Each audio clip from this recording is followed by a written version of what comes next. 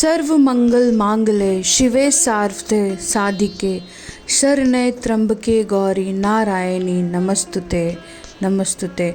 जय हो अम्बे मैया की, जय हो दुर्गे मैया की।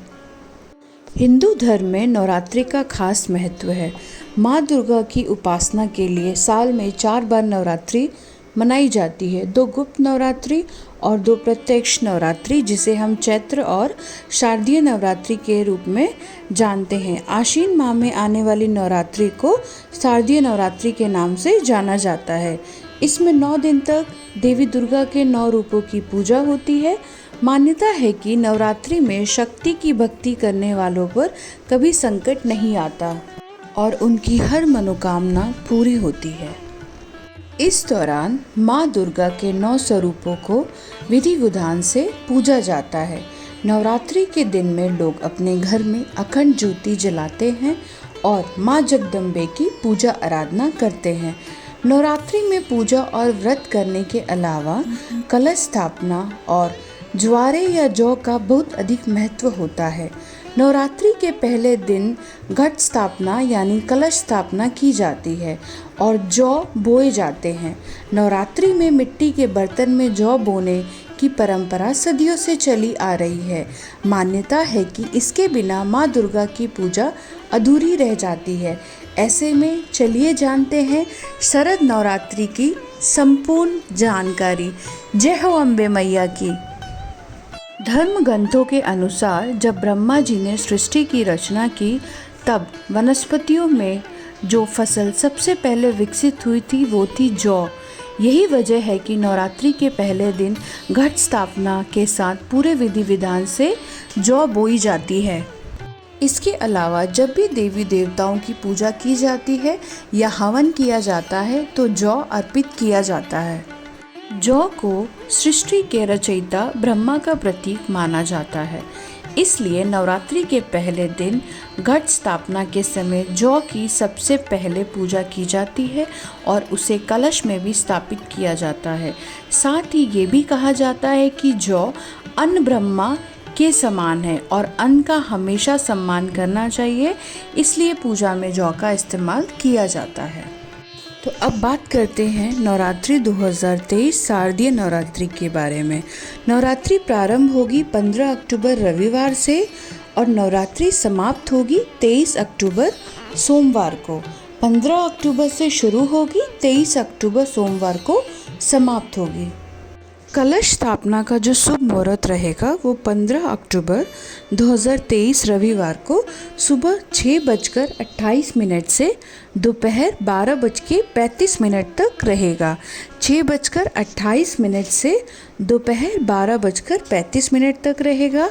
अभिजीत मुहूर्त सुबह 11:49 से 12:35 तक रहेगा।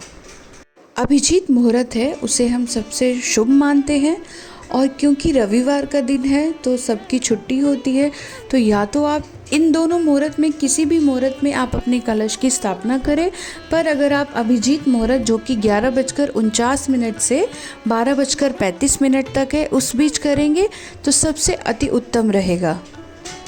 15 अक्टूबर रविवार के दिन नवरात्रि का पहला दिन रहेगा और इस दिन हम माँ शैलपुत्री की पूजा करते हैं।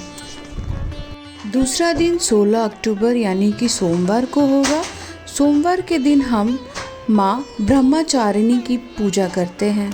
नवरात्रि का तीसरा दिन रहेगा 17 अक्टूबर को और इस दिन हम माँ चंद्रघटा का पूजा करते हैं।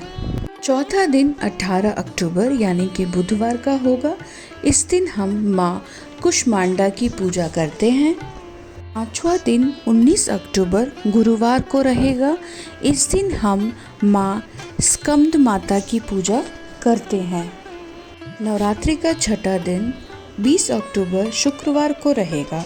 इस दिन हम माँ कात्यायनी की पूजा करते हैं। नवरात्रि का 7वां दिन 21 अक्टूबर शनिवार को होगा। इस दिन हम माँ कालरात्रि की पूजा करते हैं। अष्टमी तिथि यानी कि 22 अक्टूबर रविवार को होगा।